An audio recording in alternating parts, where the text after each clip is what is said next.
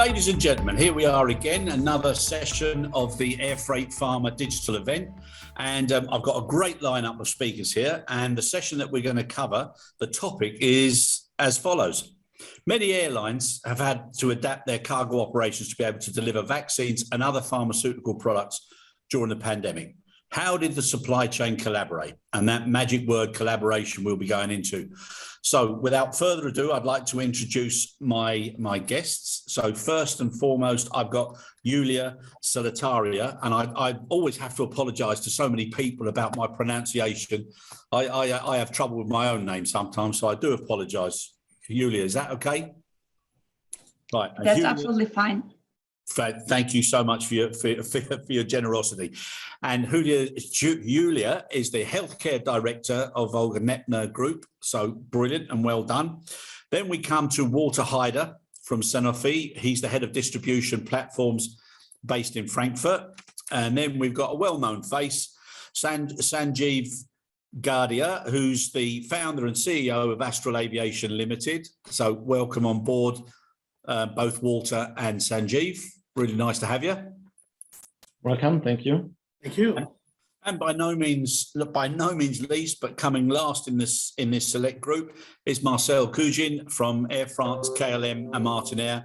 And Marcel is the global head of pharmaceuticals logistics. So welcome, guys. Really, really appreciate it. Now I'm going to get to the embarrassing bit, which is reading out a little bit of your bios. And some of them, my goodness me, there's some exceptional credits here, I've got to say. So I'm going to start with Yulia. So Yulia, industry expert, 15 years of experience in the air cargo sector and predominantly pharmaceutical logistics. Started in 2005 as part of customer service team of Airbridge Cargo. And you've now, I'm just trying to think here now, you've introduced standards and training, and during your time, you've organised and conducted over 100 dedicated training sessions with specialisation and partnership on a global scale. You've got, and I know from previous discussions, huge amount of competencies, and your commitment is exceptional. And then with 2020 being an exceptional year for the whole world and air cargo industry, you and your team managed to achieve significant results by responding to the customer demand for COVID-19 shipment delivery. So well done, you and all of your team. Absolutely fantastic. And you've also recently been promoted to healthcare director. So congratulations again. It's been a busy COVID period, yeah? And now we come to Walter. Walter's head of distribution platform, and he's in Frankfurt since 2014. Responsibilities for the local German distribution of all of the SANOFI group portfolio, as well as worldwide export of several SANOFI products. Previous roles at SANOFI included Director of Supply Chain, Purchasing, and Director of Commercial Affairs and Customer Care, and began his career at Hoist, Austria. So well done, sir. Well done to you and all your team, and what a fantastic impact your products have made globally, not just with the vaccines, but everything else as well. So brilliant, Walter. Thank you so much. Thank you. Now we come to a shy young man who's been around the industry for a long time, Sanjeev. So dedicated all-cargo airline based in Kenya, operates fleet of 14 cargo aircraft in Europe, Middle East, and within Africa. Founder of Astral Aerial Solutions Limited, which is the commercial drone operation. And you've been operating one of the most successful airlines in Africa for the last 20 years. Responsible for overall management, fleet acquisition. You've introduced 2 new cargo hubs in West and Southern Africa. And you're also involved now with airport infrastructure, executive jets, and unmanned cargo aircraft. So you're keeping yourself busy, Sanjeev, which is great. And you've also acquired a lot of recognition and awards, some being New Generation Leader for Africa, also been voted or rated as the best all-cargo carrier in Africa, 2011, 13, 15, 17 and 19. I can only ask you, Sanjeev, what's wrong with the even numbers? You seem to do it every other year. So that's to get a little bit of a breather, I would imagine. Absolutely, Chris. Yeah, and also 2019 rated as Africa's top 10 tech startups. So, I mean, you've got a huge credit list there, Sanjeev. So well done, sir. Take my hat off to you. And then we've got Marcel master's degree in business admin from the Erasmus University in Rotterdam, joined KLM in 2002, gaining commercial and operation experience in various managerial positions at both KLM and Air France in the cargo division, and then fully joined cargo in 2016 as the director of pricing, responsible worldwide for the pharmaceutical business for Air France, KLM and Martin Cargo. And previous positions held were in the passenger division departments, including digital marketing and global account management. So well done. I mean, well done, all of you. And my goodness me, the way the world now has started to take note of the supply chain and particularly what's been learned from pharmaceuticals is amazing. So now what I'd like to do, if it's okay with you, is I would now like to ask you one general question to you as a group, and then we'll pick it up as we get into the conversation. Now that question is, all that has been learned from the pandemic, what do you think has been the biggest? And then I've got several little bullet points. So we'll start with the first one. And the first one is the learning experience. So what has been the biggest learning experience for each of you in your respective roles? And if you can elaborate on the why and the how, etc. So as always, who'd like to start?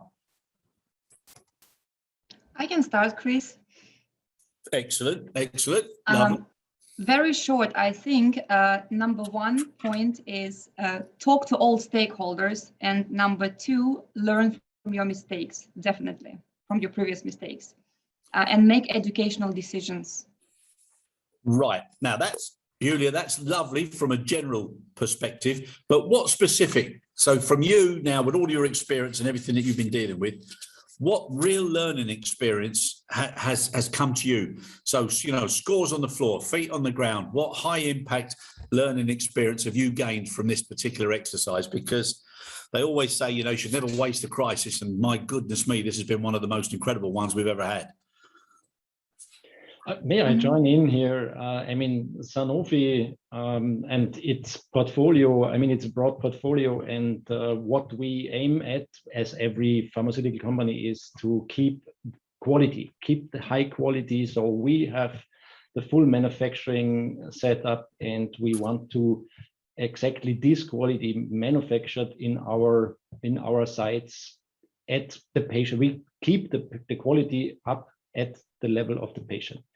And during the COVID crisis, I mean, with the breakdown of so many supply chains, which we normally used, we had to be much more agile, much more flexible, much more quick in adapting scenarios, which we are not used to. So pharmaceutical industry is not typically quick in adapting to such situations. And this was one of our major learning, and which was a good one. Yeah, no, it's been incredible. And Marcel, from your perspective? Well, I think, first of all, I think what was impressive is that with a common purpose, we can achieve a lot. And I think that's also good, is that we all had the same purpose in the supply chain and saw the same urgency of finding solutions for the COVID vaccine distribution. So I think that also is interesting looking at the future, that if you find a common purpose, we can really reach a lot. Apart from that, I think the agility part also counts for us, because of course we had already a lot of experience in transporting pharmaceuticals, but then you see that everything is thrown upside out. And then I think being agile has really helped us in facing this challenge. And we also need to stay agile, because I think we're not done yet with all the unexpected events. So this agility we need to keep into our organization to make sure they're able to adapt to the next challenge. Very good. Thank you very much. And Sanjeev, as far as you're concerned? Thank you, Chris. I believe that the word that I would be looking at would be resilience.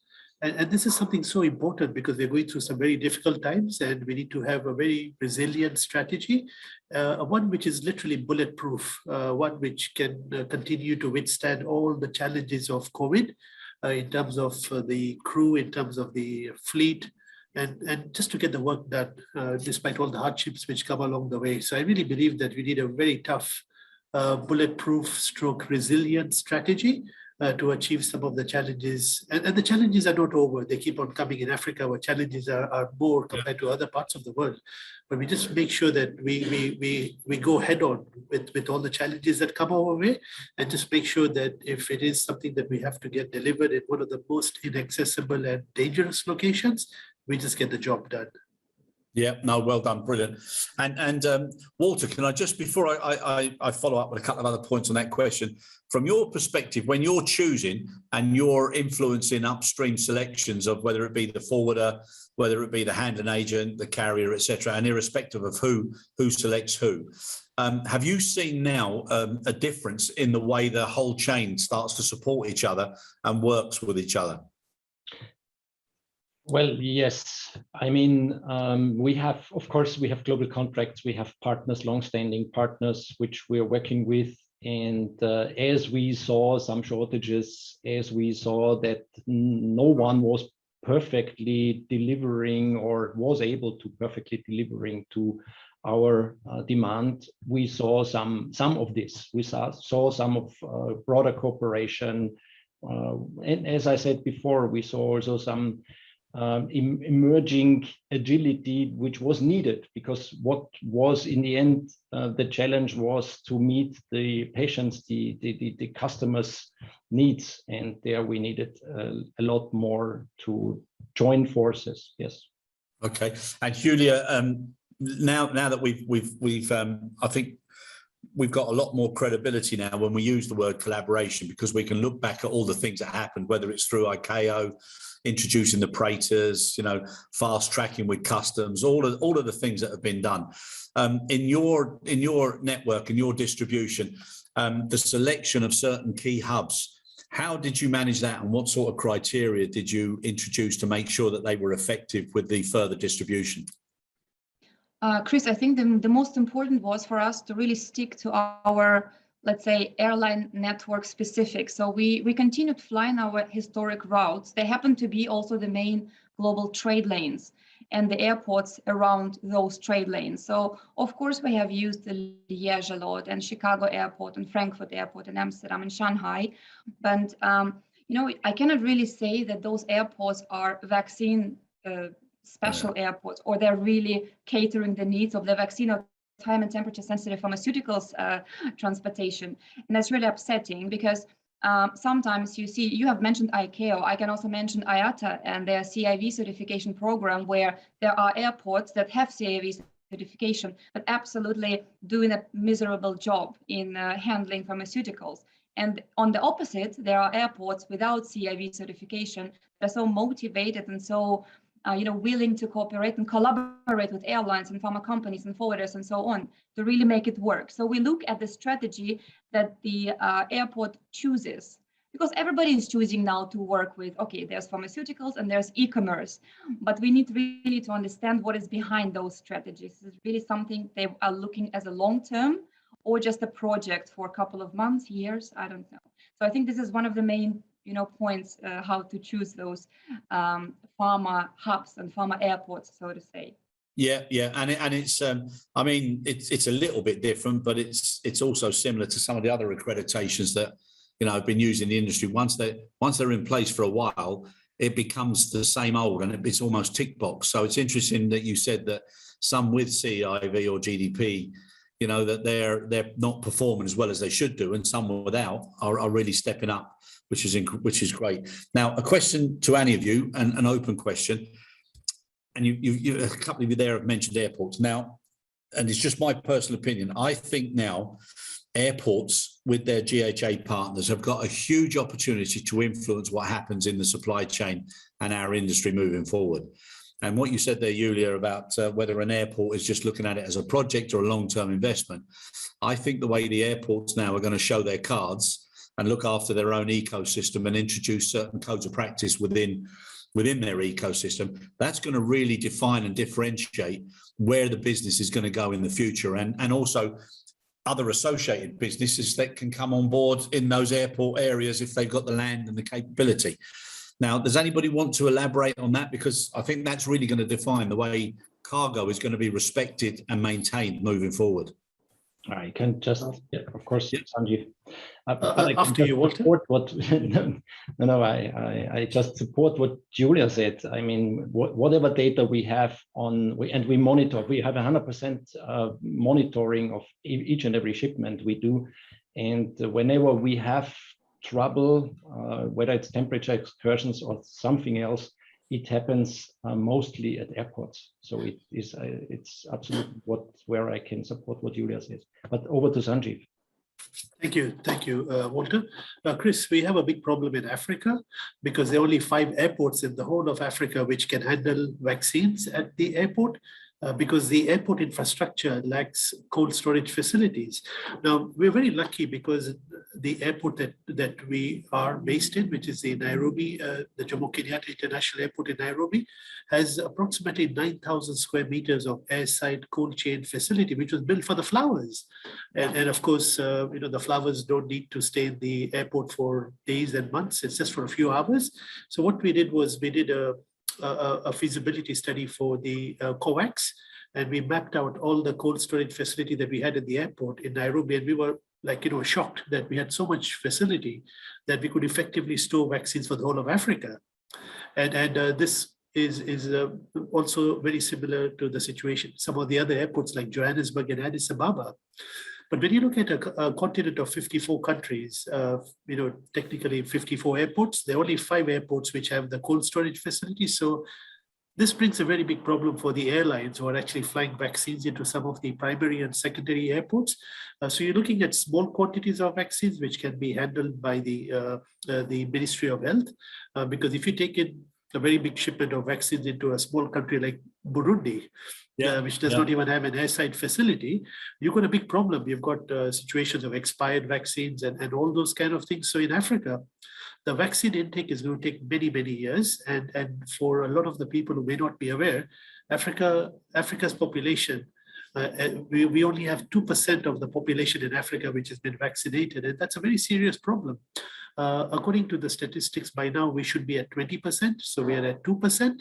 So you can imagine that we've got a long way to go. And, with the situation of COVID, the rates of infections have not been so bad in Africa compared to the rest of the world, but you cannot take it for granted. So we have to work very closely with the with the partners like COVAX, with the African Union, with the likes of Hope Consortium, just to make sure that whatever vaccine deliveries they would like to do in Africa is spread out so that each country can only be able to handle the amount that they can be able to manage at the airports rather than what the population needs. Yeah, no, exactly. And the numbers are incredible there on the African continent. So, yeah, understand where you're coming from there, Sanjeev. Walter, I'd like to just pitch a little question to you, if I may. Lots of the carriers and the GHAs, they've invested a lot of money now in the pharmaceutical facilities and accreditations, etc. But also some of the shipping and the packaging manufacturers are creating some really good products. So people are now starting to learn how they can manage, the excursions, potential excursions, and with companies like Mitigate, where you've got lane risk assessments, they can make a more educated selection or decision. Are you seeing that now come into play with your selections as well? Sure, yes. I do see this. I am part of the Mitigate board, so I'm working with this project since years now, and was included in the development of it, and lane risk assessment, and then the right reaction versus packaging, or in the course of what kind of risk securing we do package, whether it's packaging or it's anything else. Yes.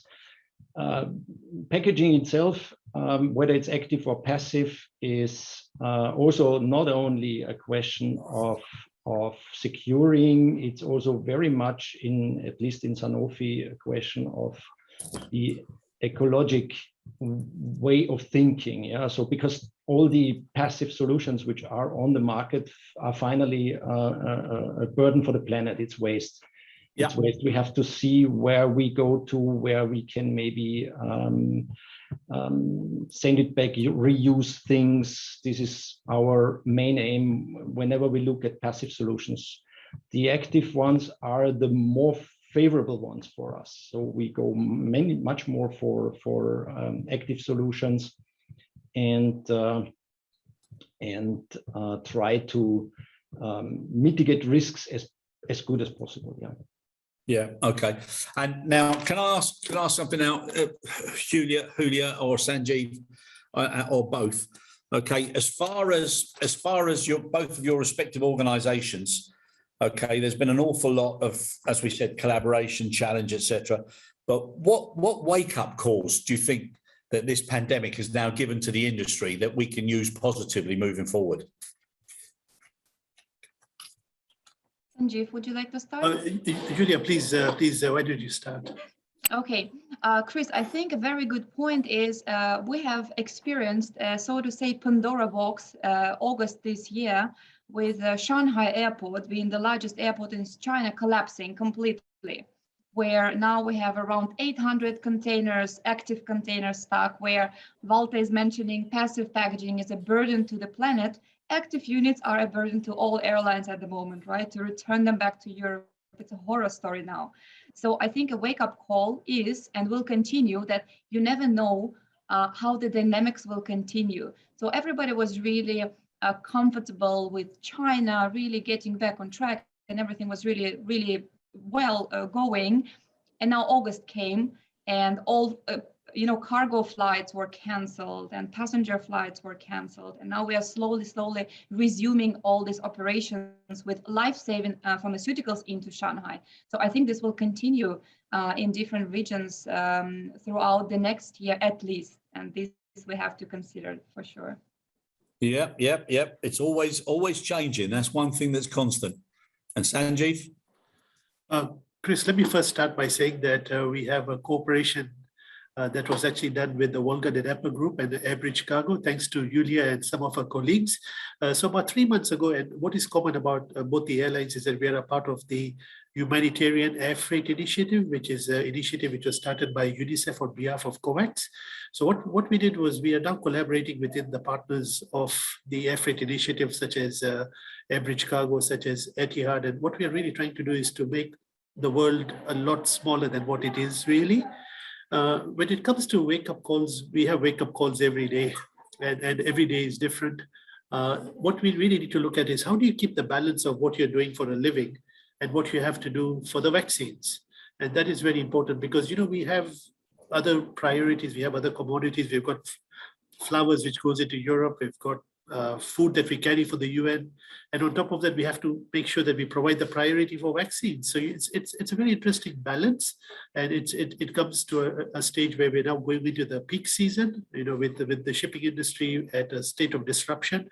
And there's more pressure coming in on the air freight industry. The passenger airlines are still not quite operating to the pre-COVID level. So there's a lot of pressure on cargo, and we have a part to play. But we have to remember that vaccines will always come during the pandemic, and it will be here for a few years. And we just hope that there's no other pandemics which will come by. And what we have to do is we have to make sure that the existing partnerships, the existing commodities that we transport, will be continued to be transported. What we are doing for vaccines also will be done at the same time. So it's just the balance. So it's typical that you have a consignment of e-commerce which needs to get there, and you've got a consignment of vaccines. How do you maintain the balance so that both the commodities can travel with the same level of priority? So this is now one where it actually brings a lot of challenges to the airlines, because e-commerce guys say that we're going to be here for the next 20 years, and the vaccines guys say that we've got people who are dying in Africa and you need to take the vaccines. So we just have to keep that balance, and I think that is something that is an art. It's a delicate balance, and we just have to make sure that we keep everybody happy. Yeah, no, it's a very difficult challenge, but I think I think the emphasis on the vaccines and pharma particularly has brought the whole world brought their eyes onto our supply chain and what we do, and then with the the shelves in the markets and in the shops and everywhere, it's bringing it home. And now we're getting even more issues. So oil's going up. You've got a shortage of drivers. You've got a shortage of skilled workers. Everybody's worried about losing that middle tier of expertise from our industry.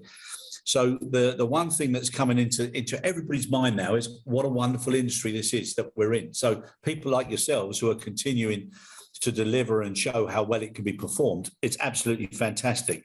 Now, the benefits of what's happened, and like you say, Sanjeev, we've got to get used to it. We've got to live with this now, not let it be the influencer on us. But everything else, like, and especially perishables, you know, there's so much waste in the perishable supply chain. We've got to start coming up with solutions.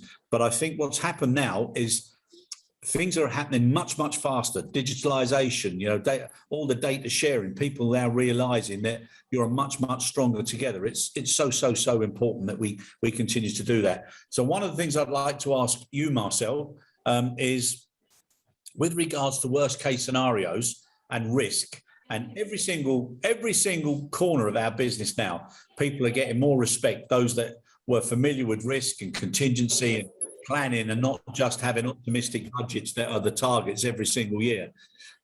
How have you in KLM and Air France, how have you addressed that now moving forward? Yeah, I think that's a fair point. I mean, in the end, our company, of course, is much more than cargo. And that is, we greatly suffer, of course, on the passenger side. And we're making scenarios on the recovery there. And that's the same what we do on the cargo side. I think we think a lot more in scenarios than before about what could happen. And you cannot anticipate everything, that's clearly, and that's where you get back to the agility part.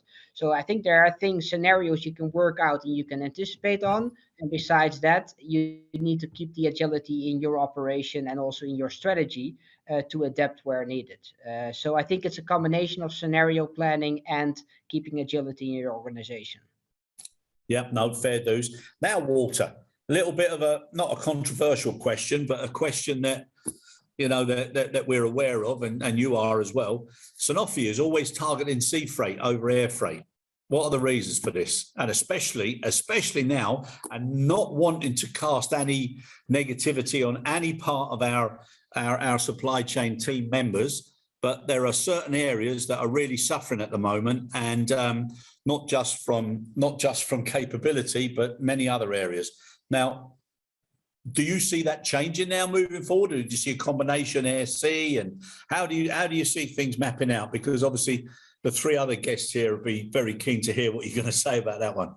Yeah, I mean, there will be always a mix of both. And let's start with the quality topic I mentioned already. Yeah, the quality, or let me say the stability of the chain is much better in sea freight than in air freight. Of course, sea freight takes longer, but even it is taking longer, it is much more stable. All the data we have on hand, and we have tons of historic data for years and years, which we can or I can base my statement here on, is that we have much less damages, much better quality of product at the point where we deliver to, if we go by sea freight. The other part, which is also one of our main agenda points in SANOFI, is the eco print. I mean, sea freight and CO2 is absolutely, yeah, I mean, it's much better versus air freight, and air freight is expensive. Yeah, I mean, if you do finally break down the cost per pallet, you have much higher costs in air freight. So this is a mix of, I mean, it's not only the cost topic, and of course sometimes we need to be quick, and there is no other way than going by air freight. But if you have a kind of risk, yes, you will be quick, but it will finally not be usable, the product, once it is there where you ship it to. I mean, a very tricky thing, taking into consideration also the cost you have to take on here. So this is exactly, I mean, I said now, I hope I answered your question. What's the reason why we favor sea freight? And yeah, we have a 90-10, so we have a 90% share in sea freight at the moment. Yeah. And of course, during the COVID crisis, our air freight went up by 20%. Yeah, so there was no other way to than to go up with air freight. But, yeah, no, Walter, thanks for that. And I think between IATA and Mitigate, their figure in 2019 was that 20% on air freight was either a problem or didn't go as planned, etc., which is far too high. So your criteria that you've got there, you mentioned quality, you mentioned service, and obviously you mentioned cost. So those are three things that are very close to the hearts of CO2. Yeah. And the what? Sorry. The CO2. So the yeah. I was coming at that. Now the CO2 and sustainability is obviously gaining everybody's interest levels, but obviously it's sustainability is about business sustainability as well, and these 3 Ps. Whether it's people, planet, it's people, profit, and planet. Because at the end of the day, if people aren't able to make profit in business, it's going to be very difficult to start focusing on the planet. Yeah. And so everybody needs to, I think, it needs to have a little bit of dilution, a little bit of common sense. But those core areas that you've touched on, they're areas that air cargo now has got to start to improve upon. And also, we're in a situation where at the end of the day, we've basically got 2 products. It's value products or volume products. But the problem we've got is getting the right remuneration or the right payment for a volume product, whereby everybody's trying to drive it down and down and down and down. And the area that gets hit the most is the feet on ground, the score on the floor people. So I think, to give a big shout out to everybody that's on the floor, from the warehouse people, anybody that's associated with touching, pushing, or viewing a piece of cargo. Fantastic what they've been doing. But what I'd like to ask you now is, with those 3 areas of service, quality, and cost, how can we start to make those improvements now in the air cargo side of the business? So that's up for you, Yulia, Sanjeev, and Marcel. Well, maybe if I can take a first shot at that. So I think fully recognize what Walter was saying, is that these are areas we need to work on. Maybe if you allow me to start with the sustainability, I think every airline is working on the sustainability part. We have a huge challenge there. We're not able to fly electrically for quite some time. So I think one of the things that many of us are working on are the sustainable aviation fuel.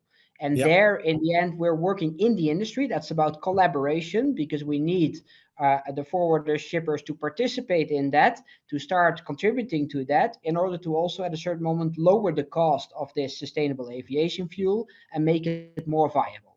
So I think that's one of the avenues we're going into, besides the technological developments. On the quality side, I really see a big potential in the visibility side. So within the supply chain, creating more visibility together. Because currently we as an airline, we have pretty good visibility of our own operations, but when it goes on outstations, it's already a little less, because then it's a GHA handling and we're not always communicating all the information. Also, the pharmaceutical companies have information that can be very valuable for us as an airline to improve our supply chain. So I think also their visibility and collaboration are important to improve the quality in our supply chain. 100%. Yep. Okay. Thank you very much, Marcel. Yulia? I will not repeat certainly about the biofuel and sustainability, because that's certainly the topic of every single airline at the moment, I believe. What I would like to add, though, is I think a very important point for us, for example, was to how can we add up to the quality and sustainability and really optimization. So we have chosen the path of collaboration and creating the healthcare corridors with other airlines. So instead of trying to cover the whole world with our network and our fleet, which is not possible, and it's not healthy, and it's not sustainable either, we have decided to really cooperate with airlines like, for example, Astral, Aviation, Avianca, and maybe Air France KLM in future, Marcel, right? Why not? Because I think this is the way to go further and forward for everyone. Yeah, no, agreed. Yeah. So I think it's always better to be successful as a team rather than struggle as an individual. And Sanjeev? Yes, thank you, Chris. And I do concur with what Yulia and Marcel have said, especially when it comes to the continent where we operate. We definitely need the collaboration. We cannot reach the whole continent ourselves. It's just too large with so many complications. So we're always working with partnerships. We're working with other airlines, with other forms of transportation, working with airports, ground handling agents. Everybody works very well when there's a common purpose. especially if the common purpose is something that has affected the lives of everybody in every part of the world. So they feel sort of connected with what we are trying to do.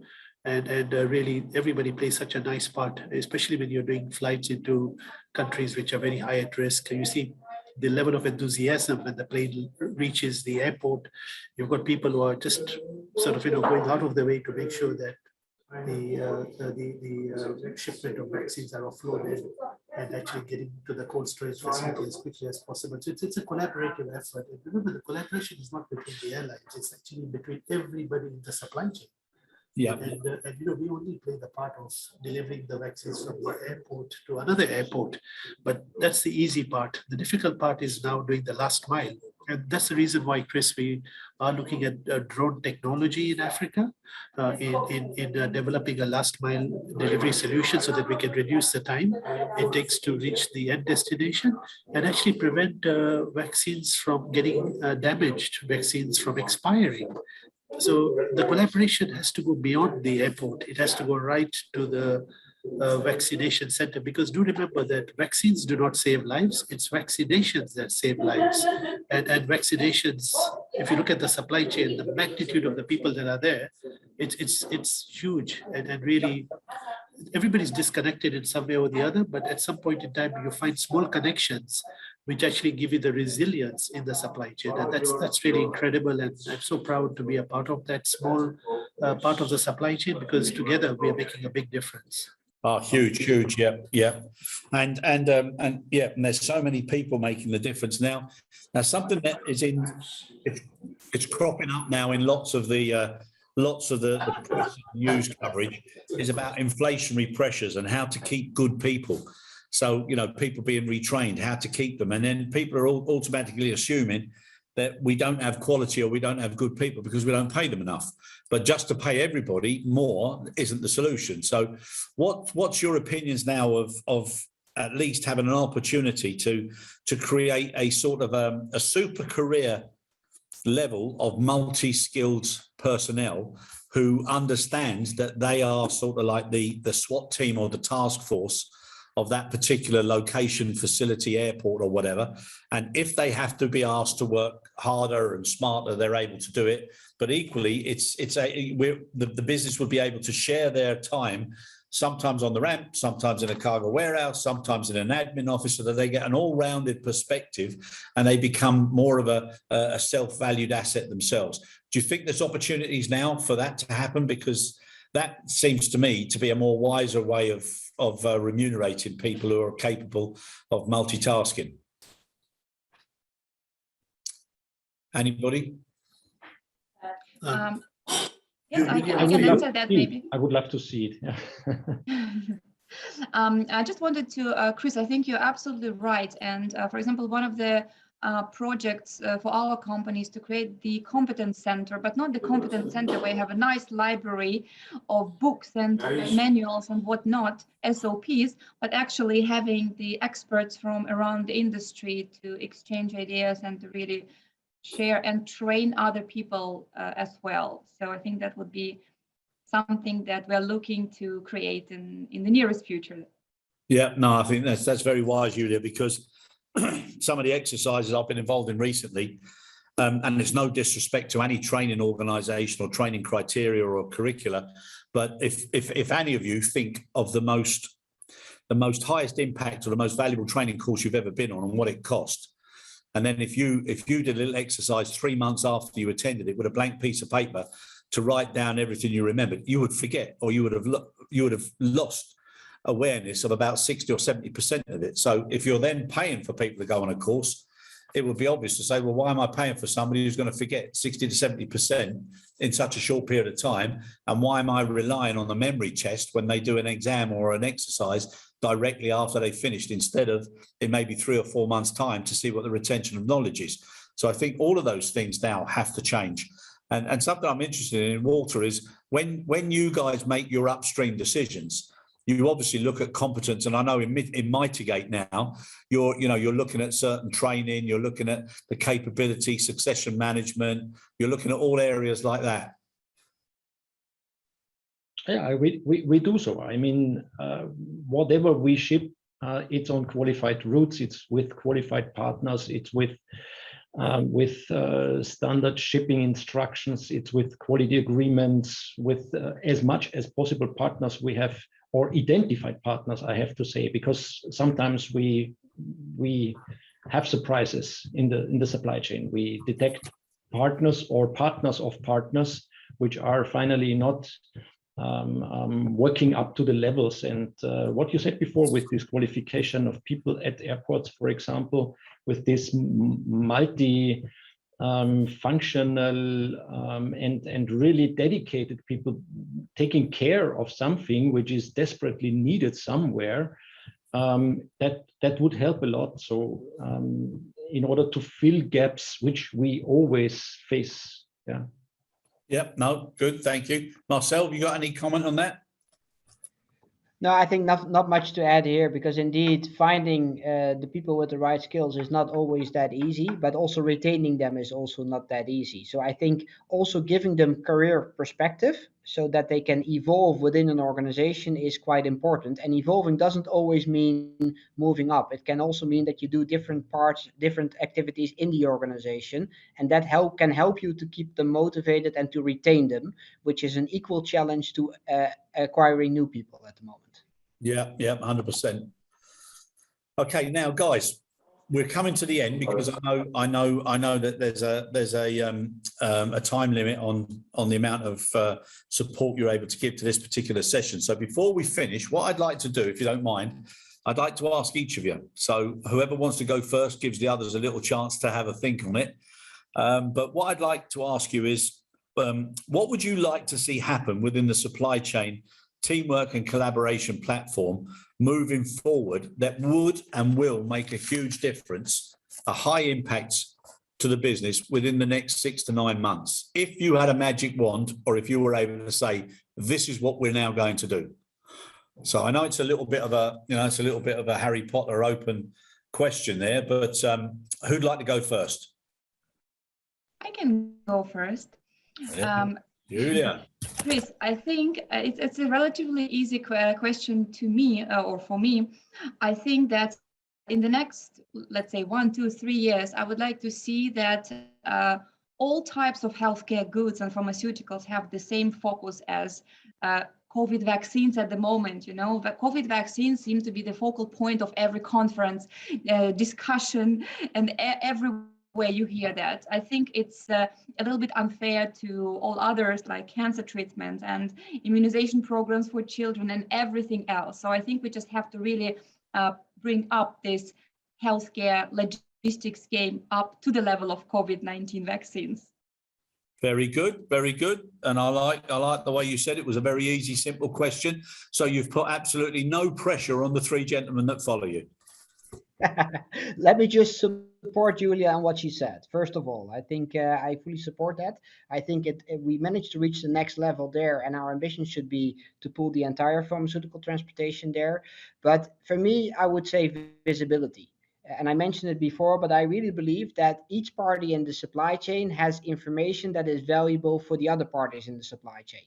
If we find a way to exchange that information in an effective way, I think we can all improve the supply chain. So that would be my wish for the industry.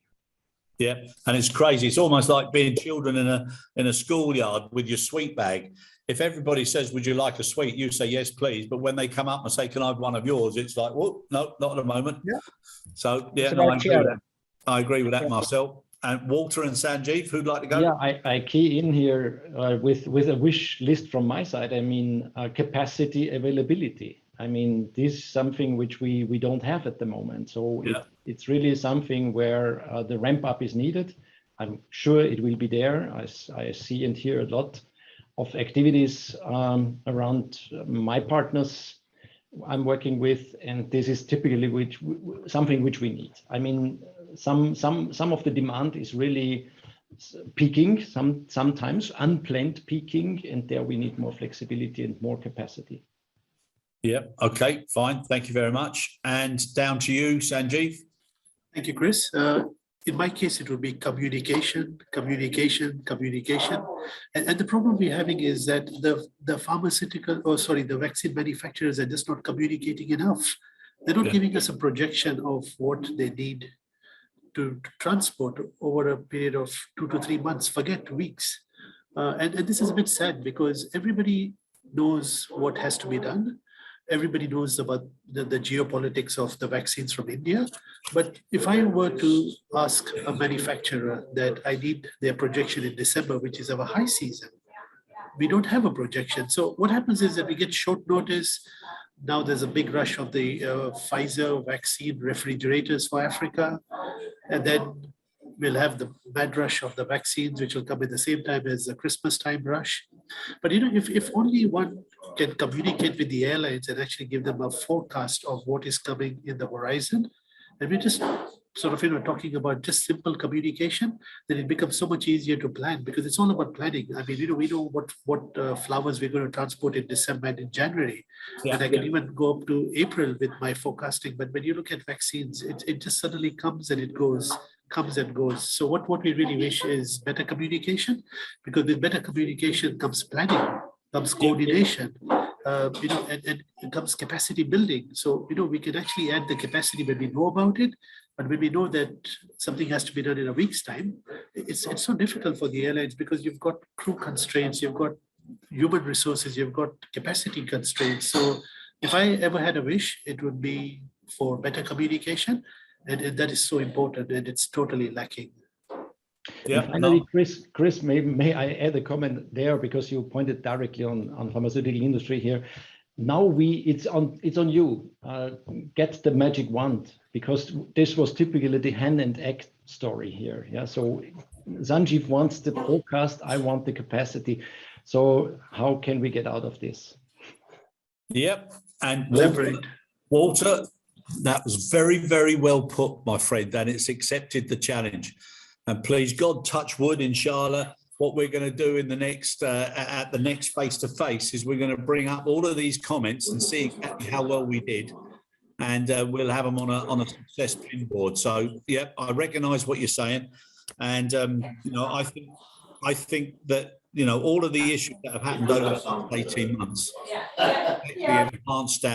they've enhanced our industry probably by at least a good 10 years, especially in the digitization and the data sharing. But people have got to be braver, and they've got to be open and a lot more transparent. And as you said, Sanjeev, they've got the communication, clarity of communication has got to improve, competence has got to improve, compliance has got to improve, and the overall controls then should slot into place, and they're also necessary as well. So like I say, please God, and with people like yourselves who care, and I think that's something that every single organisation within our supply chain, they should start focusing on, promoting and speaking and telling and asking and mentoring. Every single person should care, and care a little bit more, and then we'll all have learned well from it. Listen, I want to thank you all so much for your valuable time, your support. It's really appreciated, and well done to you all for what you've done, and your colleagues and your teams. Absolutely brilliant. And I think it's the right thing to do now to be positive about the supply chain, especially ours on the air freight side. Sorry about that, Walter, but let's hope the 20% gets a lot better over the next year or so. But I think cargo has done an absolutely fantastic job, and long may it be recognised, and long may it influence the way airports now look to the future. So thank you all so much, guys. Really appreciate it.